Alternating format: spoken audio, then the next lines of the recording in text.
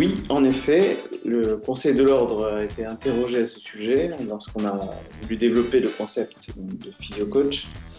Et il a été donc répondu clairement qu'il y avait une possibilité de partage des locaux avec une activité commerciale, qu'il s'agisse d'une activité commerciale exercée par le masseur kinésithérapeute ou par une personne tout à fait distincte du masseur kinésithérapeute.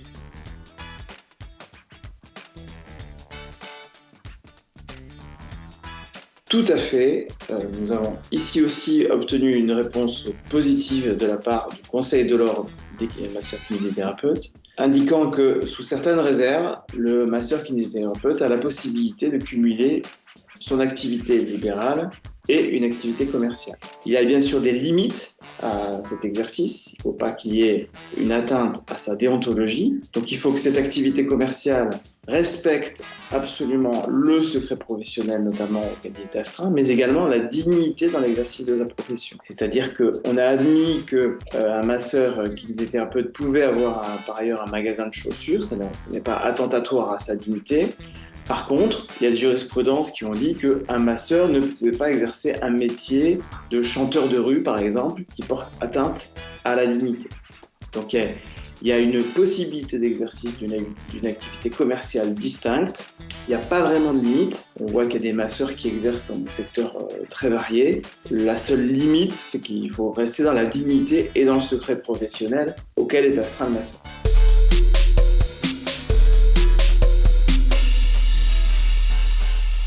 Lorsque le masseur kinésithérapeute exerce une activité commerciale distincte, il peut faire de la publicité, mais à aucun moment il ne doit mentionner dans cette publicité sa qualité de masseur kinésithérapeute, ni faire allusion à celle-ci. Donc il doit rester strictement dans le cadre purement commercial de la démarche dans laquelle il s'inscrit. Sinon, bien entendu, il risque des sanctions de la part de son Conseil de l'Ordre, parce qu'il aura mis en avant sa qualité de masseur, alors que c'est précisément interdit dans le cadre d'une publicité. Donc il ne faut pas que cette activité commerciale, elle peut avoir une activité de promotion publicitaire, mais en aucun cas, il ne faut faire état de la qualité de masseur kinésithérapeute de celui qui l'anime.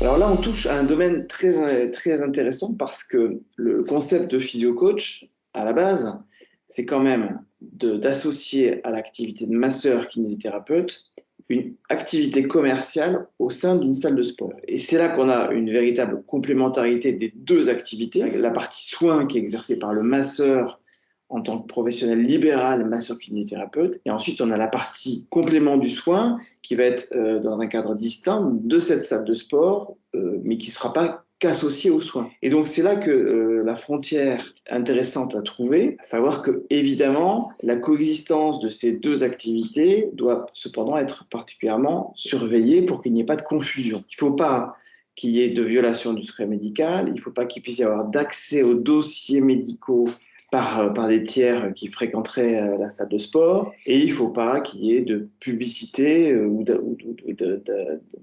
d'apport de clientèle de la salle de sport vers le masseur kinésithérapeute. Donc il faut vraiment cloisonner ces deux activités. Ça implique uniquement en fait respecter strictement le secret professionnel et l'absence de publicité de masseur kinésithérapeute.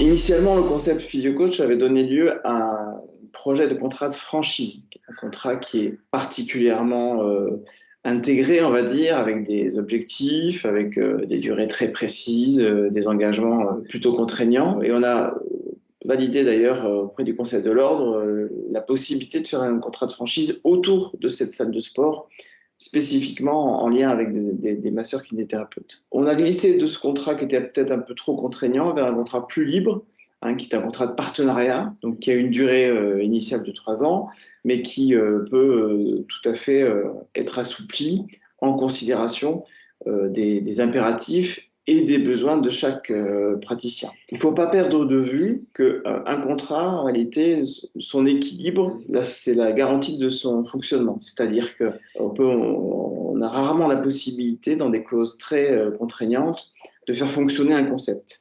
Donc c'est précisément parce qu'un concept fonctionne et parce que chacun y trouve son compte que généralement les contrats prospèrent. C'est pour ça qu'on a voulu un contrat équilibré, à l'écoute de chaque praticien, pour justement permettre d'assurer la progression et le développement du concept PhysioCoach. Il ne faut pas perdre de vue qu'un contrat, en réalité, son équilibre, c'est la garantie de son fonctionnement. C'est-à-dire qu'on a rarement la possibilité, dans des clauses très contraignantes, de faire fonctionner un concept.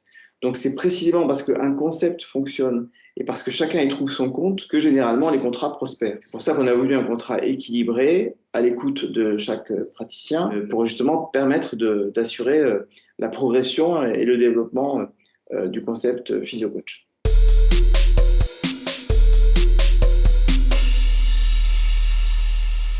Alors d'un point de vue juridique, c'est plutôt d'un point de vue économique, on va dire initialement, qu'il apporte quelque chose parce qu'il permet aux praticiens, donc, que sont les masseurs kinésithérapeutes, de trouver une activité complémentaire, puisque c'est ça qui est recherché à la base, la complémentarité financière dans leurs activités, mais aussi dans leur pratique, puisque bien entendu, un patient qui a une pathologie, si par ailleurs il développe une activité sportive qui est bien surveillée et bien encadrée, va nécessairement noter une progression plus rapide du soin auquel il est astreint.